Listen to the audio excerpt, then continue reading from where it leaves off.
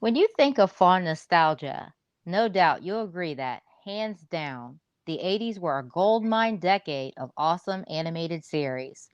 A Pup Named Scooby Doo was a key part of that awesomeness, and we're super ready and excited to travel back to the year 1988, where this updated version made its debut.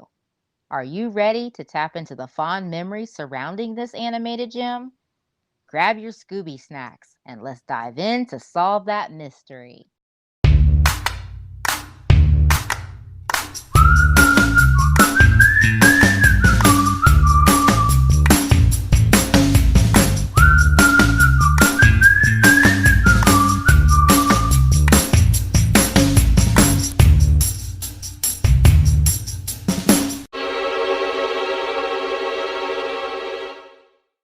So, jumping right in, I am so excited to revisit this week's topic. Yep, yep.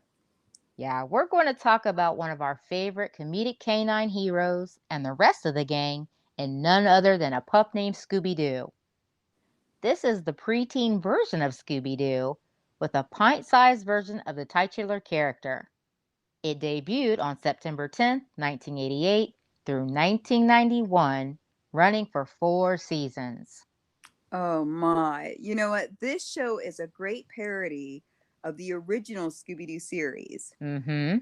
You can sense that the creators and the writers really enjoyed the original show. And that thing, Scooby Doo, where are you? Oh, yeah. Yeah, that's kind of what you want. If somebody is already a fan and then they have the ability to kind of do another type of expression of that same thing that they're a fan of, it's going to be more of a genuine representation that they bring. Oh, facts. It's not just about money. They're like, oh, yeah, we liked it. So, we can expound on this. So that's kind of cool. It's very cool. Yeah. Um, and, it made a lot of references and included, those inside jokes which were really appreciated in the way of entertaining the audience. Yes. And with the premise and updated take on something so familiar as you just referenced, we now have a vehicle that was reaching for a new demographic, a newer generation of fans. Mhm. But thankfully, it kept many of the components of the original concept while making our star characters younger, more contemporary, and possessing a lot more humor. Hey, that's right up your alley, isn't it? Of course it is. Because and this is a pretty good guess, but if you don't know a lot about the original series, you probably won't find it as funny. True. Yeah. And it would be relatively hard to believe that would even be the case in this day and age. Hmm. Like, who doesn't know about or watch Scooby at some point in time? Exactly. That's like learning if someone never have had eaten a peanut butter jelly or bologna sandwich. It's so true. Oh, so for example, I don't care what version of Scooby Doo and the gang you're watching, but practically no episode goes by without Fred saying those famous last words. Let's split up, gang. or hearing the ever familiar catchphrases like Zoinks and jinkies uttered in every exclamation, either Shaggy or Velma. So would that be a peanut butter and jelly or bologna sandwich, Kennard? Either one. More like both. They're both good. Yeah, it's the warm familiarity that made even this version of Scooby Doo that much more fun. Mm-hmm. Totally love the pup named Scooby Doo. Totally. Yes, this show was a wildly fun adventure each time we tuned in. Mm-hmm. In its early days, A Pup Named Scooby Doo was included in the Saturday morning lineup. Then later on, as with most everything else, it went into syndication where you could find it airing in the mornings or afternoons before and after school hours. Mm-hmm. We were just so happy to watch it whenever it came on. This cartoon was our jam. Oh my goodness, it sure was. Yeah, this show features the Mystery Inc. gang as kids and Scoob as an adorable little puppy. Mm-hmm. The humor and animation is more offbeat and, Looney Tune-esque. Mm-hmm. But the mysteries are still captivating and substantial. Also, the voice acting is solid as well, where Shaggy and Scooby are still performed by the legendary Casey Kasem and Don Messick. So, Kennedy, to some, that may seem like a small thing that you mentioned right there, Mm-hmm.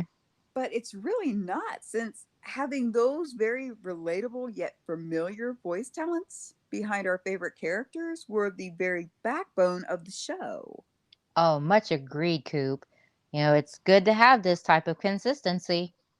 Yes, absolutely. So, okay, fun fact.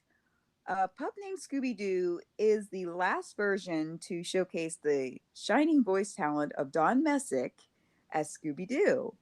Oh. Yeah, the childhood angle also gives us newfound insight into their background. So this retro cartoon Jim came out when it was all the rage to turn the characters into children. And, well, it did work for Muppet Babies. Oh, yes, Muppet Babies, Tom and Jerry kids, the Flintstone kids, Pink Panther and Sons.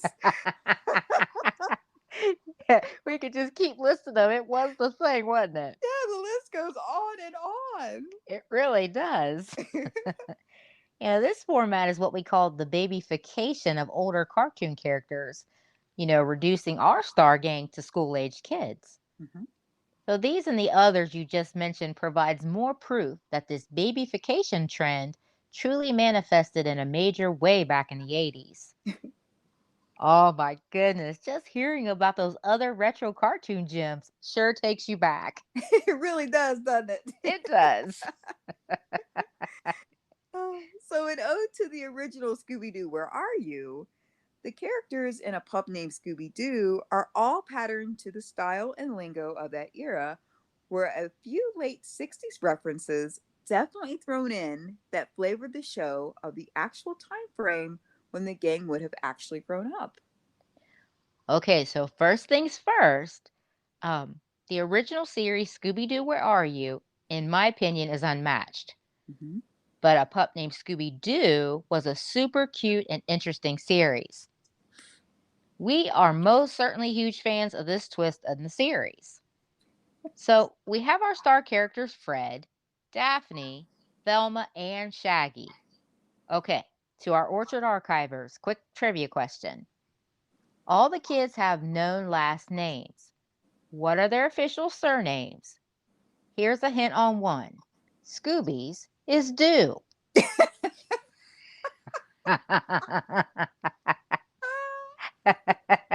That was stinky, wasn't it? Oh, that's horrible, Kennedy. It was. We as the listeners were all leaning in, listening real close so we can get the answer to something that we didn't know, maybe. You gave us an easy one. Shame on you. That was like a deflated balloon.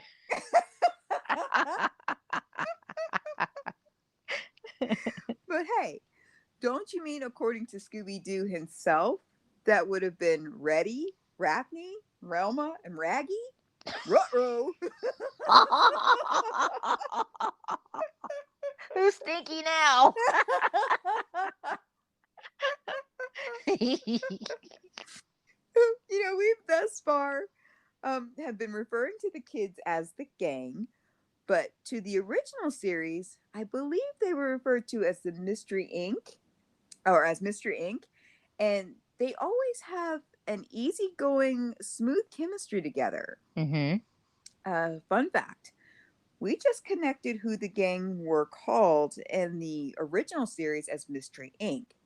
However, there was a slight change in their group identity, where in this series, they're known as the Scooby Doo Detective Agency, where they charge 25 cents a day plus snacks for their services. Oh, I'd hire them. I would too. They're cute. That is just simply too cute. It is. 25 cents, please. Oh, Sound like our cats. right. Smack that furry pole. So Shaggy and Scooby's constant interactions never fail to bring a smile to our face. Scooby is just so cute here. Yes, he is. They're still always hungry, afraid Mhm. of monsters, and still have the ability to happen upon mysteries and clues. Mhm. They're also overly dramatic and will do almost anything for a Scooby snack or five. Shaggy still uses terms like and zoinks, which is also cool. We wouldn't have it any other way, would we? Oh no, not at all. So now can we talk about Freddie for a minute? He had been drastically dumbed down to like having a negative IQ, which was a bit of an extreme change versus the original. He's also a tabloid fanatic and conspiracy theorist. Uh-oh. He totally fit in today. He sure would. He'd have his own YouTube channel. So here's another trivia question for our listeners. Can you remember the name of the specific tabloid he so frequently perused? Oh. It was the National Exaggerator. Oh, that's adorable. Yeah. So you can kind of tell what was a popular magazine back in the day, right? Oh, totally. Yeah. Yeah. No, so Freddie has a bad habit of blaming everything on the neighborhood bully, Red Herring, but more on him momentarily. Cool. Now, we can't forget about Daphne and Velma. Oh no. I personally didn't mind Daphne here in A Pup Named Scooby Doo. There were mixed opinions on various aspects of the show, but A Pup Named Scooby Doo introduced a lot of good elements and some backstory for each of the characters, such as Daphne's butler Jenkins. She was a spoiled rich girl who had her butler within seconds at her beck and call. Like Jenkins would appear out of nowhere to catch Daphne in mid faint. And then as for Velma, Mm. Velma's actually my favorite character in this version of Scooby Doo. I just love the tinkering little sounds her tiny feet play out when she's walking around. Oh. And then she's got that ginormous, cute head and big glasses. And despite that, this version takes place years after the original series. Velma has state of the art Yeah, for 1988. computer technology to help her in catching the villain. Oh my goodness, I love this show and all the characters in it. But hands down, Velma is my hero. Like what you hear so far? Make sure you never miss a show by clicking the subscribe button now. This podcast is made possible by listeners like you. Thank you for your support. Now, back to the show.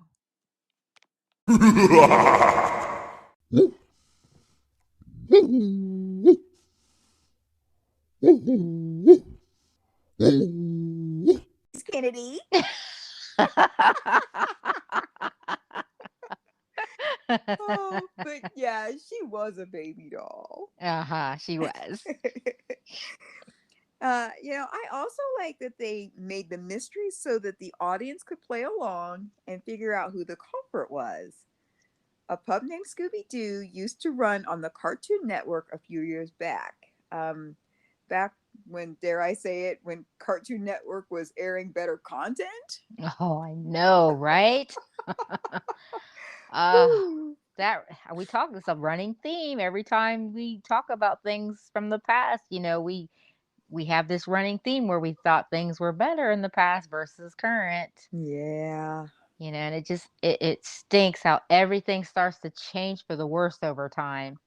Mm. But thank goodness for our cherished childhood memories and experiences. Yes. We'd really be so lost without our personal vault of those, right, Coop? Oh, much agreed. But although we enjoyed A Pup Named Scooby Doo, Many have criticized the show, claiming it to be aimed at a much younger demographic and that it was an embarrassment to the Scooby Doo franchise. Who knew there were Scooby Doo snobs? The horror. So, what I want to know is who are these people with a skewed opinion? That's right. Well, I never found it to be that way. As a true Scooby Doo fan, I thought this show was very amusing. Mm-hmm. It did its job, it entertained us. It did. And yeah. Yeah, go ahead. Yeah, it did entertain. And I particularly enjoyed the sequence where the kids run from and occasionally dance with the monster. It was always set to groovy 50s, 60s styled rock and roll music. And Mm-hmm. these rock and roll songs were styled specifically about the monster of the week. Good one, Coop. I see what you just did there. They played these during the chase scenes in each episode, very similar to the original series. So, before the obligatory chase sequence with the monster, one of the gang would often halt the action, interrupting the monster in order to turn on the appropriate chase music from the convenient source nearby. Oh boy. The gang and the monster would pause just long enough to dance a spell before continuing the chase. When you're making this for kids, you don't have to explain why that record player's there. You just go for it. That's right. That's why it worked.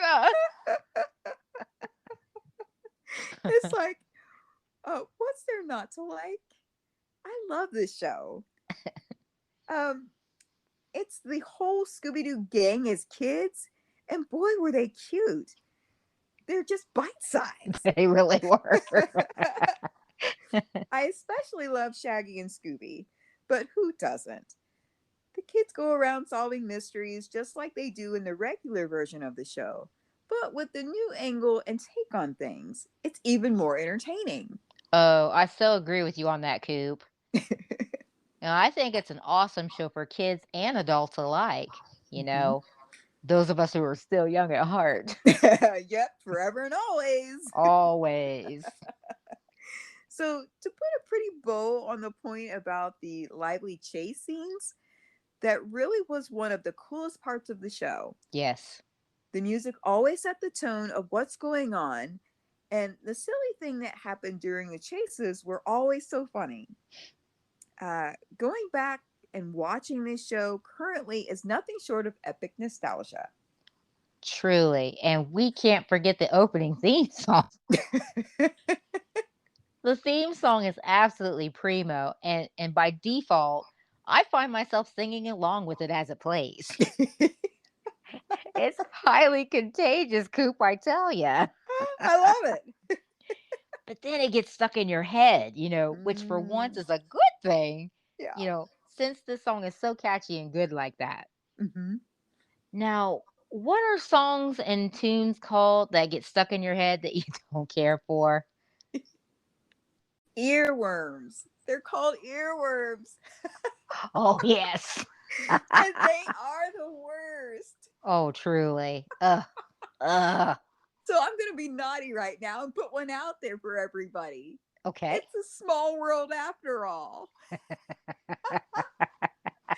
now that's going to be stuck in the head for a minute.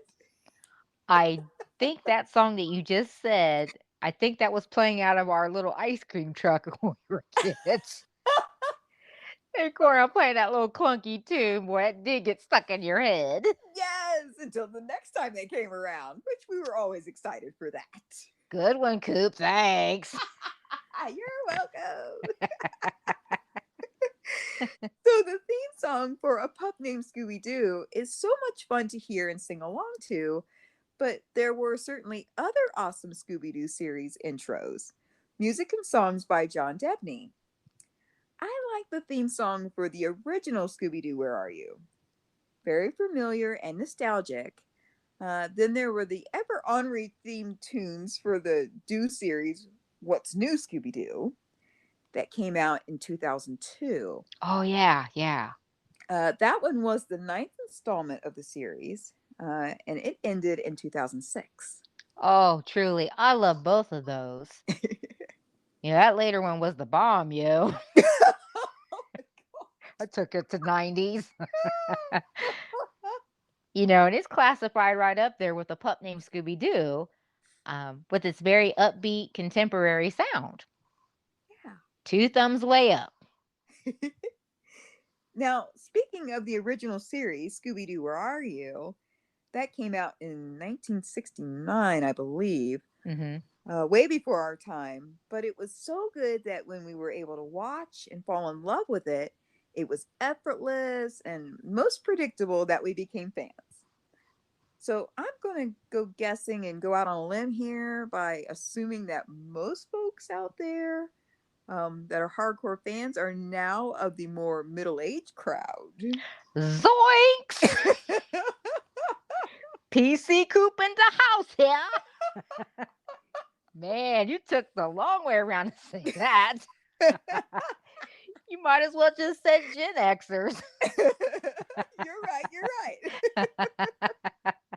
But I really wouldn't doubt that the majority of the show's fans are of that group or even a bit older yet. But it took the original being so good for us to be hardcore fans of the younger version of Scooby. Yeah. A Pup Named Scooby Doo really is a most entertaining one. Shoot, I just really like cartoons. I ain't embarrassed. Animated entertainment is where it's at. Oh, yeah. And we, as always say, most, if not of all the retro gems in the way of entertainment, is simply timeless. Oh, you said it, Kennedy. To be able to recall and willingly go back to see and revisit something is all the proof you need to know and realize that something is truly great. A Pup Named Scooby Doo is a cartoon for goodness sake, way better than some of the newer current entertainment, and that's for sure. Jinkies! Double jinkies. There's that point again. Yeah, I mean, it's just like you can't go wrong with the old good stuff, the oldies but goodies. Absolutely. So let's take a moment to highlight some of the notable villains on the show. Okay. We have, and do you remember, the cheese monster? Okay. How about totem pole monster? Oh my goodness. Then there's artist Paula Picasso. Nope. Okay. The hairy bigwig, Oh my goodness. Dr. Croker. Oh my. Okay. And my personal favorite, we got the three-headed movie monster named Boogity Bones.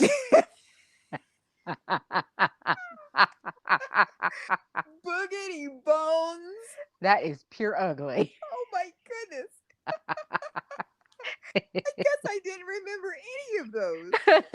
Oh my goodness. But that last one, I can see why that's your favorite. Isn't that awful? Yes. Come here, Boogity.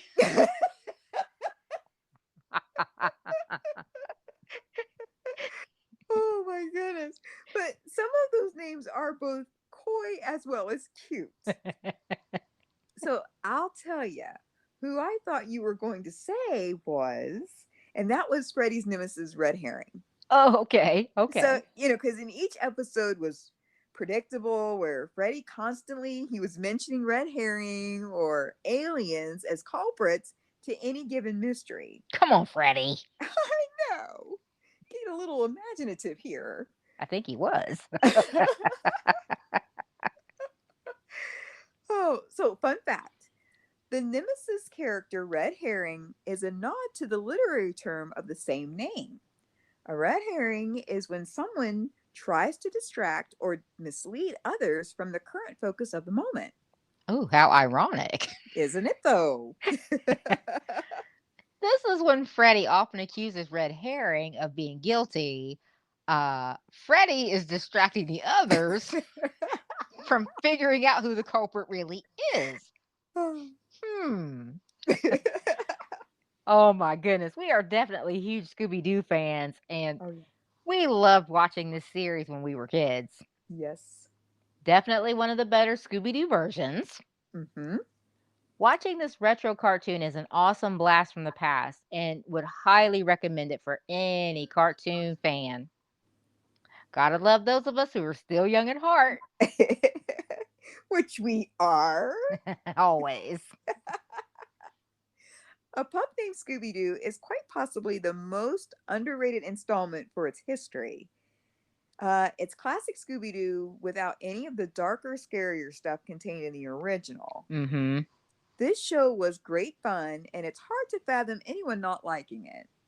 Like, never trust someone who doesn't like Scooby Doo. They're just not a good person. Something wrong with them. Okay, so we have a fun fact. Did you know that this version, A Pup Named Scooby Doo, was the eighth installment, was the last show made for 12 years until 2002 when the ninth installment, What's New Scooby Doo, came out? Oh, that's crazy. Mm-hmm. Hands down, it's a wonderful show for kids, but I'd have to say it's an even better show for adults. Yeah. Yeah, you can't stress that enough. Mm-hmm. So here's a bit of trivia for you, Coop, and to our Orchard archivers. Okay, so in A Pup Named Scooby Doo, do you remember where the gang is from? Hmm. Now, I probably this is probably not a super fair question. I mean, this is just, I found it through research. I didn't know either. Oh, okay. Okay. So I don't feel like I don't know anything. Yeah, Okay. so don't feel bad, or you either, Orchard archivers. I'm going to tell you the answer. Yes, please do. Okay. So the correct answer is contingent on yet another name or mystery moniker connected to the kids. Oh. Yeah, it's based on if you can identify where they're from. So again, through research, we found out the answer was they are from Coolsville, Ah. and they were the Coolsville gang. Well, that is a good piece of trivia. Yeah, that's pretty neat, isn't it? Yes, she is a trivia queen. So anytime you want to have a trivia game, she is all ready. She's got the questions, the hard, the easy. She'll give you a couple easy ones so you feel like, oh yeah, I'm a part of things. And then they steadily get harder, like that last one there. You're going, I ain't got nothing. Yeah, you better bring it too. I'm of the Olympic gold medal status on She isn't lying. that. Oh boy. So riding around in their mystery machine. No wait, not in this one. It was Velma's skateboard that served as their 80s mode of transportation. Very 80s indeed. And very cute. Yes. A Pup Named Scooby Doo does a fine job carrying on the legacy and opening up newfound success and interest with younger generations. I guess it's pretty apparent that we're big fans of this version of Doo. Totally dug the adventures of Scooby and the gang, period. Oh, truly, truly. Well, we've enjoyed flashing back to this shining retro throwback and look forward to catching prime viewing of it on DVD. I know I personally love owning and having the freedom of viewing something great at will when owning it on DVD. Uh huh. Cooper and myself have pretty decent and impressive collections of DVDs. Yeah, buddy. But Kennedy, we're kind of telling our age. We're dating ourselves here. Well, it comes with the territory. We're fine with it. We're good with it. We are totally good with it, and we will continue to watch those DVDs. That's right. We're in character.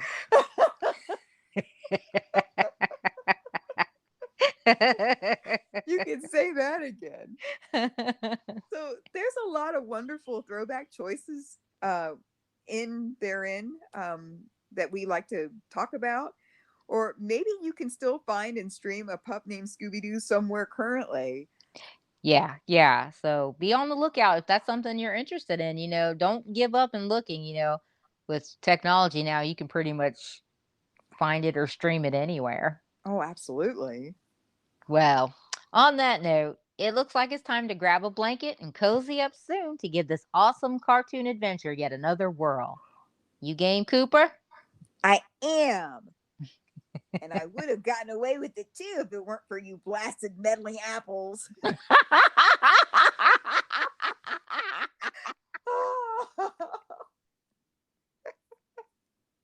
So that's it for this week's episode. But next time, we'll be talking about lovable retro dating show Love Connection. Stay tuned. You won't want to miss this. Thanks so much for listening to this podcast. We so appreciate your support. Subscribe to make sure you don't miss a beat and be ready to revisit more memorable fun archives and better times. Same time, same place in the Retro Orchard. You just experienced the Caramel Apples podcast, where the topic is rarely about apples. Bye.